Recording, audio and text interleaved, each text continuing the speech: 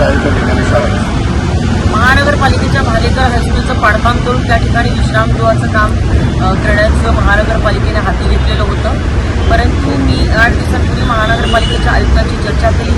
त्या ठिकाणी ह्या आंदोलनाच्या ठिकाणी सर्वजण उपस्थित आहेत आणि सर्व नाशिककर शिक्षणप्रेमी लोकांनी ह्या ठिकाणी आंदोलन पुकारलेलं होतं. आज मी ह्या सगळ्या आंदोलकांची भेट घेतली आणि त्यांना देखील विनंती केलेली आहे की आपण हे आपलं आंदोलन मागे घ्यावं आणि विश्रामगृहाचा जो काही प्रस्ताव होता आयुक्तांची मी चर्चा केलेली आहे तो महानगरपालिकेने रद्द करण्यात गेलेला आहे आणि त्यामुळे या ठिकाणी आत्ता तरी तुर्तास त्या ठिकाणी शाळेच्या ठिकाणी शाळाच राहणार आहे. भविष्यामध्ये जर कुठला प्रकल्प चांगला करायचा असेल की ज्याचा आजूबाजूच्या नागरिकांच्या शिक्षण क्षेत्रामध्ये किंवा संस्काराच्या दृष्टिकोनातून रोजगाराच्या दृष्टिकोनातून काही फायदा होणार असेल तर अशा प्रकल्पासाठीच ही जागा वापरली जाईल आणि BOTसाठी देखील प्रकल्पासाठी काही जागा ह्याचा महासभेकडून ठराव करून तो प्रस्ताव शासनाकडे गेलेला होता.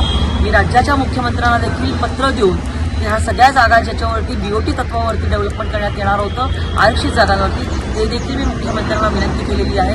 विविध ठिकाणच्या जागा होत्या. कॉलेज रोडची जागा होती, मॅग्नम हॉस्पिटलची शेजारी गंगापूर रोडची जागा होती, द्वारकाकडची जागा होती, ही जागा होती, अशा अनेक जागा होत्या की ज्यांना मी विरोध दर्शवलेला आहे आणि BOTची आवश्यकता नाही आहे. नाशिक महानगरपालिका ही काही नफा कमवणारी कंपनी नाही आहे आणि ही समाजसेवेच्या दृष्टिकोनातून लोकांना ज्या समस्या ज्या दैनंदिन असतात त्या पुरवण्याची काम करणारी एक संस्था आहे आणि त्यामुळे लोकांच्या हितासाठीच्या ज्या ॲमेनिटी स्पेस आहे त्या लोकांच्या हितासाठीच राहायला पाहिजे.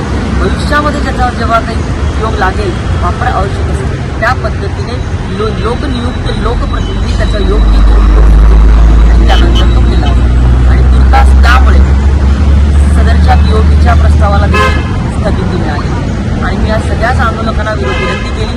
गेल्या 8-10 दिवसापासून ते सर्वजण इथं आंदोलन करत आहे की आपण आपलं आंदोलन स्थगित करावं. इथं काही विश्रामगृह होऊ देणार